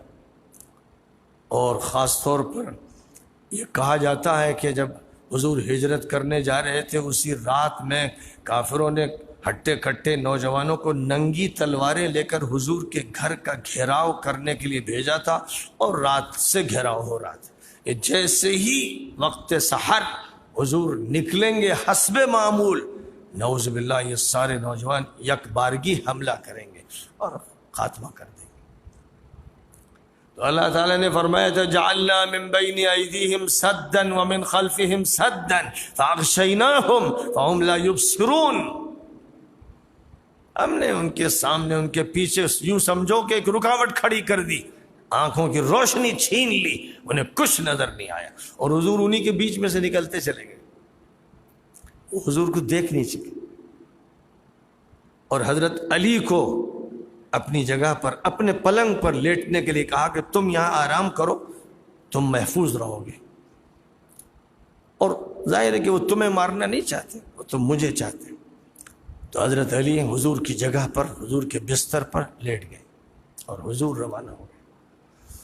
اب جو لوگ کھڑے تھے اب ان کو ایک خطرہ ہوا کہ صبح ہونے والی، صبح ہونے والی، تو ہم لوگوں کا راز منکشف ہو جائے گا، محمد کہاں نکلے کیوں نہیں، نکلے کیوں نہیں؟ تو دیوار پہ چڑھے، دیوار پر چڑھے بعض مجرم غنڈے، اور جھانک کر دیکھا تو دیکھا کہ بستر پر تو لیٹے ہوئے ہیں خلاف معمول۔ پھر مزید کچھ انتظار کیا، کمبل یا چادر ہٹی تو یہ تو علی ہے، محمد تو ہے نہیں۔ اب چونکہ یہ لوگ ڈرے ہوئے تھے کہ راز کھل جائے گا، لوگوں کو پتہ چل جائے کہ چھپ کر یہ ساری کارروائی تھی، تو یہ بھاگے اپنے اپنے گھر، اور حضرت علی پھر اپنے وقت پہ اٹھے اور جو کچھ انہیں کرنا تھا انہوں نے کیا۔ اور حضور صلی اللہ علیہ وسلم نے حضرت ابوبکر صدیق سے ایک دن پہلے ظہر کے وقت یہ کہہ دیا تھا کہ میں رات میں نکلوں گا، تم بھی نکلنا، اور فلاں چوراہے پر ہم دونوں ملیں گے، پھر آگے چلیں گے۔ تو حضور وہاں ملے اور آگے چلے، اور چونکہ طے تھا کہ ہم غار ثور میں پناہ لیں گے اور 3 دن تک وہاں چھپیں گے، تو وہ ہوا۔ پھر اسی سورہ یاسین میں ذکر کیا گیا ہے کہ ایک بستی میں اللہ تعالیٰ نے 3 فرستادے، بعض مفسرین کا خیال ہے کہ تینوں رسول تھے، اور بہت سو کا یہ خیال ہے کہ حضرت عیسیٰ نے بھیجا تھا، ان کے فرستادے تھے، ان کے قاصد تھے، اور حضرت عیسیٰ کے حکم سے ایک علاقے میں گئے تھے دعوت تبلیغ کے مسئلے میں، اور انہوں نے وہاں پر بات کرنا شروع کی، تو وہاں کے لوگ اتنے انادی، اتنے ضدی، ایسے غنڈے اور بدماش کہ انہوں نے ان سے بھیڑنا شروع کر دیا، ہم نہیں مانتے تم کو، ہم تم کو نہ فرستادہ مانتے ہیں، نہ تمہیں کوئی حیثیت دیتے۔ ایک شخص جو جانتا تھا کہ یہ مخلص لوگ ہیں، سچے لوگ ہیں، صحیح بات کہہ رہے ہیں، وہ شہر کے ایک علاقے سے آیا، اس نے یہ کہا کہ ارے بھائی آپ لوگوں کو کیا ہو گیا ہے؟ آپ ان کی بات کیوں نہیں مان رہے؟ یہ کیا اپنے مفاد کے لیے آپ سے کچھ کہنے آئے؟ یہ تو آپ کو حق کی دعوت دے رہے ہیں، ایک اللہ کی بندگی کی بات کر رہے ہیں۔ وَمَا لِيَ لَا أَعْبُدُ الَّذِي فَطَرَنِي، آخر اس کی میں عبادت کیوں نہ کروں جو میرا خالق ہے، تمہارا خالق۔ جس وقت وہ یہ بات سمجھا رہے تھے، اشارہ کیا کسی خنڈے نے ایک کو، ذرا نمٹو اس سے، پیچھے سے آ کر اس نے خنجر مارا، خون کا فوارہ چھوٹا۔ جس وقت وار کیا اس شخص پر تو اس نے بس یہ کہا کہ یا لیت قومی یعلمون بما غفر لی ربی وجعلنی من المکرمین، کاش کہ میری قوم کے لوگوں کو معلوم ہوتا کہ اللہ نے مجھے کیسا نوازا ہے، کیسی مغفرت فرمائی ہے۔ کتنے یہ نادان ہیں، اپنی قسمت پھوڑ رہے ہیں۔ یا حسرۃ علی العباد ما یاتیہم من رسول الا کانوا بہ یستہزئون، افسوس افسوس دنیا کے ان لوگوں پر، ایسی قوموں پر، ایسے منحوسوں بدقسمتوں پر کہ رسول آتا ہے تو اس کا مذاق اڑاتے ہیں، دین کی دعوت دی جاتی ہے تو اس کو ٹھکرا دیتے ہیں۔ ان کے دماغ اس قابل نہیں کہ غور کریں، ان کے دل پتھروں کی طرح سخت ہو گئے۔ پھر آگے چل کر اللہ نے فرمایا کہ انسان کتنا مدہوش ہو جاتا ہے، زمین ہم نے بنائی، چشمے ہم نے جاری کیے، نہریں ہم نے ان کو دی، پھل ہم نے ان کو عطا کیے، ہمارے حکم سے سورج رواں دواں ہے، ہمارے حکم سے ستارے اور سیارے چل رہے ہیں، سب کے گلوب ہیں، اور یہ گلوب گردش کر رہے ہیں، اپنے مدار پر بھی گردش کر رہے ہیں، کہکشاؤں میں گردش کر رہے ہیں، کل فی فلک یسبحون، سورج اور چاند میں ٹکراؤ نہیں ہو سکتا، کوئی آگے نہیں جا سکتا، کوئی پیچھے نہیں رہ سکتا، ایک سسٹم ہے جو ہم نے بنایا ہے۔ سورج اپنی جگہ چل رہا ہے، چاند اپنی جگہ چل رہا ہے، اس کی کہکشاں ہے، اس کہکشاں میں سب سٹ ہیں۔ یہ سارے علوم کائنات کے سورہ یاسین میں بتائے جا رہے ہیں۔ اللہ اپنی قدرت کا تذکرہ کر رہا ہے، اور یہ کہ انسان اپنے پیروں پہ کلہاڑی مارتا ہے، بھول جاتا ہے کہ کیا انجام ہوگا آخرت میں۔ ایک طرف اہل ایمان ہوں گے جن کے لیے جنت میں سحریاں لگی ہوں گی، وہ اور ان کے گھر کے لوگ سب خوش و خرم ہوں گے اور اللہ ان کو نعمتوں سے نواز رہا ہوگا۔ ایک طرف یہ مجرم ہوں گے قیامت میں، جن سے کہا جائے گا وَامْتَازُوا الْيَوْمَ أَيُّهَا الْمُجْرِمُونَ، اے مجرموں چھٹو، الگ ہو، رشتے چلیں گے نہیں، آج دوستیاں نہیں چلیں گی کہ تم سوچو کہ ابا کے ساتھ رہیں گے، بھائی کے ساتھ رہیں گے، چچا کے ساتھ رہیں گے، حضرت کے ساتھ رہیں گے، پیر کے ساتھ رہیں گے، کچھ نہیں چلے گا، الگ چھٹو۔ ہر انسان اپنے ایمان اور عمل کے ساتھ حاضر ہوگا، ہر انسان کا الگ حساب ہوگا۔ تو یہ کہا جائے گا وَامْتَازُوا الْيَوْمَ أَيُّهَا الْمُجْرِمُونَ، اے مجرموں چھٹو، خاندان سے چھٹو، رشتہ داروں سے چھٹو، دوستوں سے چھٹو، الگ ہٹو، تم ان میں مت گھسو، آج چھٹائی کا وقت آ گیا ہے۔ اور یہ بھی فرمایا گیا کہ آج تمہارے منہ ہم بند کر دیں گے، تمہارے ہاتھ بولیں گے، تمہارے پیر بولیں گے۔ اب وہ اعضاء بولیں گے جن کے بارے میں تم کبھی سوچ نہیں سکتے تھے کہ انگلی بولے گی، میرے خلاف مقدمہ دائر کرے گا میرا جسم، وہ حیران ہو کر کہے گا تم ہی ہمارے خلاف بول رہے ہو، تو کہیں گے انطقنا اللہ الذی انطق کل شیء، اللہ نے نطق عطا کیا ہے، تمہاری زبان بولتی تھی، یہ زبان کیسے بولتی تھی بتاؤ؟ یہ چھوٹا سا گوشت کا ٹکڑا ہی تو ہے، یہ گوشت کا ٹکڑا اللہ میاں نے تالو کے ساتھ جوڑ دیا اور تمہارے جبڑا بنا دیا، تو یہ بول کیسے رہا ہے؟ اللہ نے یہ قدرت دی، انگلی کیوں نہیں بول رہی؟ یہ قدرت جس طرح ہم نے تمہارے منہ میں، زبان کے اندر اور جبڑے کے اندر رکھی ہے، یہ قدرت اس وقت ختم کر کے ہاتھ اور پیر اور کھال بولے گی۔ یہ بھی فرمایا گیا، وہ مناظر، جو مناظر ہے قیامت کے اور فریقوں کے، وہ پیش کیے جا رہے ہیں۔ اسی لیے خاص طور پر یہ سورہ، کسی کا انتقال ہو رہا اس کے سامنے پڑھی جائے، قبر پر پڑھی جائے، روایتوں میں اس کے تذکرے ہیں، کیونکہ یہ دنیا کے مناظر بھی پیش کر رہی ہے اور عقبہ کے مناظر بھی پیش کر رہی ہے، حالت موت کو بھی اور موت کے بعد کی حالت کا بھی تذکرہ کر رہی ہے۔ پھر اس کے بعد وَضَرَبَ لَنَا مَثَلًا وَنَسِيَ خَلْقَهُ، یہ انسان میرے لیے مثالیں بیان کرتا ہے، بھول گیا اپنی پیدائش کو کہ تو کیا تھا، اب ٹکرا رہا ہے، یعنی اب وہ جھگڑالو بن گیا، اللہ میاں کے بارے میں بحث کر رہا ہے اور کہتا ہے کہ کیا ثبوت ہے کہ اللہ ہے۔ یہ انسان یہ چھوٹا سا وجود ہے جس کو اللہ نے بنایا اور کس طرح سے ایک کیڑے سے اس کو جنین بنایا اور جنین سے مولود بنایا اور مولود سے بچہ ہوا اور بچے سے جوان ہوا اور جوان سے ادھیڑ ہوا پھر بوڑھا ہوا. ہم نے عمر کے مختلف دوروں سے اس کو گزارا. یہی جھگڑا کرتا ہے اللہ کے بارے میں. فَإِذَا هُوَ خَصِيمٌ مُبِينٌ. یہ جھگڑالو بنا ہوا ہے, ویسے کر رہا ہے, بے غیرت, بے شرم, بے حیا, بے عقل. غور نہیں کرتا کہ ہم نے سرسبز و شاداب درختوں سے آگ پیدا کی. سوکھی لکڑی سے تو آگ ہم دیتے ہی ہیں, لیکن ہم یہ بھی کرشمہ دکھاتے ہیں کہ جنگل میں جہاں انتظام نہیں ہوتا لوگوں کے پاس, وہاں جنگل میں ایسے درخت بھی ہم نے رکھے ہیں جن کی شاخوں کو شاخوں سے ٹکراؤ تو چنگاری نکلتی. سرسبز شاخ.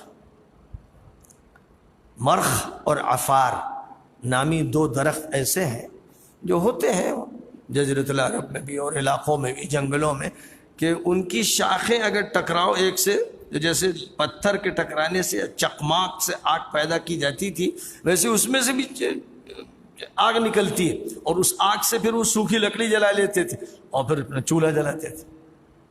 تو اللہ نے فرمایا کہ شجر اخضر سے, سرسبز و شاداب درخت سے بھی ہم تم کو آگ دیتے ہیں.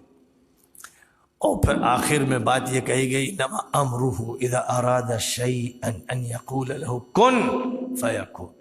بھئی ہمارا معاملہ تو یہ ہے کہ ہم کسی چیز کا فیصلہ کر لیتے ہیں تو بس ارادہ ہوتا ہے, فیصلہ ہوتا ہے, حکم ہوتا ہے, ہو جا, وہ چیز ہو جاتی. ہمیں اور کچھ انتظامات نہیں کرنے پڑتے. بہرحال سورہ یاسین کے بعد الصافات کے نام سے جو سورہ آئی ہے, اس میں فرشتوں کی قسمیں کھائی گئی, یعنی فرشتوں کو گواہ بنایا گیا. والصافات صفا فالزاجرات زجرا فالتالیات ذکرا. تو صافات میں صف لگانے والے, جھڑکی دینے والے, پڑھنے والے, تلاوت کرنے والے, وہ فرشتے جن کو یہ سب ذمہ داریاں سونپی گئیں, ان کی یہی گواہی ہے اور اس کائنات کی یہی گواہی ہے کہ تمہارا رب ایک ہے, اللہ ایک ہے. اس اللہ سے رجوع ہو جاؤ, اسی کی عبادت کرو, اسی سے مانگو, اسی سے سوال کرو, اسی کے ہاتھ میں سب کچھ ہے, زندگی بھی, موت بھی, جنت بھی, دوزخ بھی. اور آگے چل کر پھر اسی پس منظر میں اور اسی سیاق میں حضرت نوح کا تذکرہ کیا گیا, حضرت ابراہیم کا تذکرہ کیا گیا, حضرت موسیٰ اور ہارون کا تذکرہ کیا گیا, حضرت الیاس کا تذکرہ کیا گیا, حضرت لوط کا تذکرہ کیا گیا, حضرت یونس کا تذکرہ کیا گیا. مختصر ذرا تفصیل سے جو ذکر وہ حضرت ابراہیم کا ہے. اور یہیں پر حضرت ابراہیم کا وہ عظیم الشان تاریخی اور تاریخ ساز واقعہ ہے کہ جب انہوں نے اکلوتے بیٹے کو اللہ کے حکم سے لٹایا تھا اس لیے کہ ذبح کر دیں, اللہ کہہ رہا ہے کہ اس بیٹے کو میرے لیے قربان کر دو. فلما اسلما وتلہ للجبین, دونوں اللہ کے سامنے جھک گئے.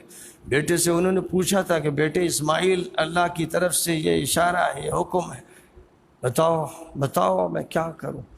تو اسماعیل نے کہا تھا کہ ابا جو اللہ کہہ رہا وہ کریے, میں حاضر ہوں. فلما اسلما, جب دونوں حوالے ہو گئے, وتلہ للجبین, اور پیشانی کے بل لٹا دیا.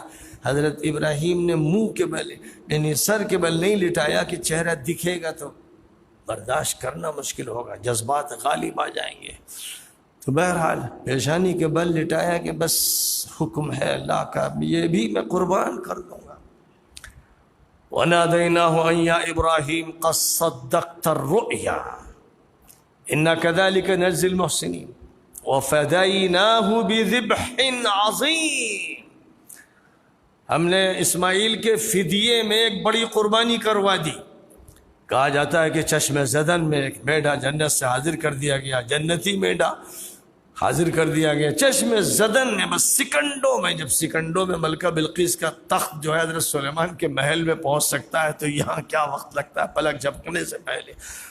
اسماعیل کو فرشتے نے ہٹایا اور ایک میڈا لے آیا گیا, اور حضرت ابراہیم سے یہ کہا گیا آپ نے خواب پورا کر دیا, بس جو آپ سے مطلوب تھا وہ ہو گیا. اسماعیل کو ذبح نہیں کروانا تھا, اسماعیل تو محمد کے باپ ہوں گے, ان کے تو خاندان, ان کی اولاد میں محمد پیدا ہوں گے. تو یہ اللہ تھوڑی چاہتا ہے. اللہ تو آپ کا امتحان چاہ رہا تھا، یہ آخری بڑا امتحان. ہر امتحان میں آپ پاس ہو گئے. وَإِذِ ابْتَلَىٰ إِبْرَاهِيمَ رَبُّهُ بِكَلِمَاتٍ فَأَتَمَّهُنَّ، یاد کرو کہ ابراہیم کا امتحان ہوا بہت سے فرمانوں اور احکام کے ذریعے. ہر امتحان میں وہ کامیاب ہوئی، ہر بات کو پورا کر دی. اسی لیے وَاتَّخَذَ اللَّهُ إِبْرَاهِيمَ خَلِيلًا، اللہ نے ابراہیم کو خلیل بنا دیا اور فرمایا انی جاعلک للناس اماما، تمام لوگوں کے لیے میں تمہیں امام بنا رہا ہوں. قال ومن ذریتی، میری اولاد میں بھی یہ سلسلہ منتقل ہوگا.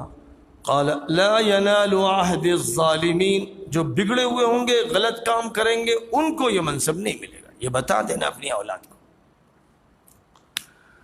تو بہرحال تذکرے مختصر انبیاء کے فرمائے گئے، اور جنتیوں دوزخیوں کا تذکرہ ہوا. جنوں کا بھی ذکر آیا کہ وہ تو اللہ کے بندے ہیں، تابع فرمان ہیں، ان کے بارے میں غلط تصورات جن لوگوں کے ذہنوں میں ہیں وہ خرافاتی تصورات ہیں. اور آخر میں یہ بات فرمائی گئی کہ یاد رکھنا کہ ہمارا لشکر غالب آئے گا، ہمارے لوگ کامیاب ہوں گے. ہم ڈھیل دیتے ہیں، لمبی دیتے ہیں، اور لوگ دندناتے ہیں اور فرعون بن جاتے ہیں، لیکن ہمیشہ کے لیے نہیں ہے. اندھیر نگری نہیں ہے، چوپٹ راج نہیں ہے، ہمارے ہاں ظلم نہیں ہے، ڈھیل ہے، موقع ہے. لیکن انہم لہم المنصورون وان جندنا لہم الغالبون، ہمارے رسول اور ان کے ماننے والے کامیاب ہوں گے اور غلبہ ہمارے لشکر کو حاصل ہوگا. اللهم لك الحمد كما ينبغي لجلال وجهك وعظيم سلطانك. اللهم صل على سيدنا ومولانا محمد النبي الأمي وعلى آله وأصحابه وأزواجه وذرياته أجمعين. ربنا آتنا من لدنك رحمة وهيئ لنا من أمرنا رشدا. ربنا اغفر لنا ذنوبنا وإسرافنا في أمرنا وثبت أقدامنا وانصرنا على القوم الكافرين. رب اغفر وارحم وأنت خير الراحمين. رب اغفر وارحم وأنت خير الراحمين. اللهم إنا نسألك العفو والعافية والمعافاة الدائمة في الدنيا والآخرة. اللهم عافنا في أبداننا وأسماعنا وأبصارنا وأذهاننا وعقولنا وقلوبنا وأرواحنا ونفوسنا يا أرحم الراحمين. اے اللہ ہم سب کے لیے عافیت مقدر فرما. اے اللہ ہم کو راحت نصیب فرما. اے اللہ ہم کو سکینت اور طمانینت کی دولت سے مالا مال فرما. اے اللہ ہم کو رفعت اور عزت عطا فرما. اے اللہ ہمیں قرآن کی نسبت نصیب فرما. اے اللہ سورہ یاسین سے ہم کو مناسبت عطا فرما. اے اللہ قرآن پاک کے دل کو ہمارا دل بنا دے. اے اللہ اپنے فضل و کرم سے ہمیں اپنے کلام پاک سے عبرت حاصل کرنے کی توفیق عطا فرما، سبق لینے کی توفیق عطا فرما، اس کی آیتوں پر تدبر کرنے کی توفیق عطا فرما، اس کے معانی ہم پر واشگاف فرما، حقائق ہم پر کھول دے، اور اپنے فضل سے ہم کو بصیرت عطا فرما، فراست عطا فرما. اے اللہ یقین کی دولت عطا فرما. دل میں ہمارے ایمان کو جاگزی فرما. ہمارے ذہن کو روشنی عطا فرما. عمل میں اپنی طاعت کو غالب فرما. معصیت سے ہماری حفاظت فرما. معاصی پر توبہ نصیب فرما. اللہ اپنے فضل و کرم سے ہر خیر ہمارے لیے مقدر فرما، اور ان لوگوں میں شامل فرما جن کے بارے میں تو نے فرمایا ہے کہ وَإِنَّ جُنْدَنَا لَهُمُ الْغَالِبُونَ. اپنے جند میں شامل فرما، اپنی حزب میں شامل فرما، اپنے ان بندوں میں شامل فرما جن کے بارے میں تو نے فرمایا إِنَّ عِبَادِي لَيْسَ لَكَ عَلَيْهِمْ سُلْطَانٌ. اے اللہ شیطان کو ہم پر غالب نہ فرما. شیاطین الانس اور شیاطین الجن دونوں کو شکست فاش دے دے. اے اللہ اپنے فضل و کرم سے ہمیں فتوحات عطا فرما، نصرت عطا فرما، تأیید عطا فرما. ہمارے ساتھ اے اللہ اپنی رحمت کا معاملہ فرما. ہمارے ساتھ فرما، ہمارے بزرگوں کے ساتھ فرما، ہمارے گھر والوں کے ساتھ فرما، بچوں اور اولاد کے ساتھ فرما، ہمارے تمام اہل تعلق کے ساتھ فرما، امت کے ہر فرد کے ساتھ اپنی رحمت کا معاملہ فرما، اور پوری دنیا میں امت مسلمہ کے لیے عزت کے فیصلے فرما، ترقی کے فیصلے فرما۔ اے اللہ، جو دشمن غالب آ رہے ہیں اور آتے چلے جا رہے ہیں، اے اللہ اب ان کی ڈھیل کی رسی کو کھینچ لے اور ان کے بارے میں فیصلے وہ نازل فرما دے جو فیصلے قوم عاد کے بارے میں، قوم ثمود کے بارے میں، قوم لوط کے بارے میں، قوم شعیب کے بارے میں کیے گئے۔ اے اللہ، جس طرح ان کو نیست و نابود کر کے راستہ ایمان والوں کے لیے صاف کر دیا گیا، وراثت ایمان والوں کو عطا فرما دی گئی، کمزوروں کو دے دی گئی، اپنے فضل و کرم سے ہمیں بھی حق کی میراث عطا فرما، اور اے اللہ ہمیں بھی اپنے فضل و کرم سے دشمنوں پر، منافقوں پر اور فتنہ پروروں پر غلبہ عطا فرما، فتح نصیب فرما۔ اے اللہ اپنی ذات سے سچا تعلق عطا فرما، اپنے انبیاء کی، پیغمبر اعظم صلی اللہ علیہ وسلم کی محبت عطا فرما، ہر عمل خیر کی محبت نصیب فرما۔ اے اللہ رمضان المبارک کے دونوں عشرے قبول فرما، اور ان دنوں اور ان راتوں کی برکتیں ہمارے لیے مقدر فرما۔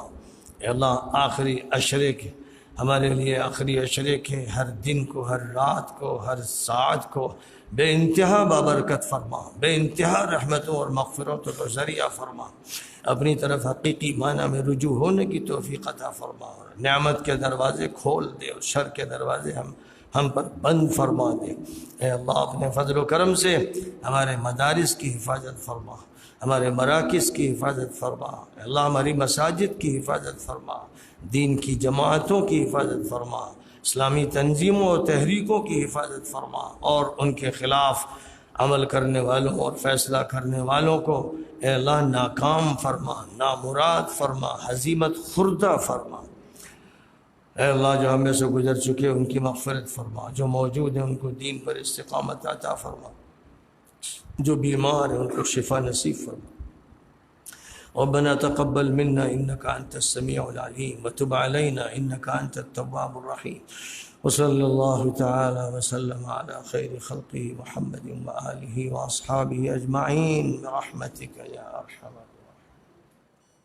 رمضان رمضان رمضان يا حبيب رمضان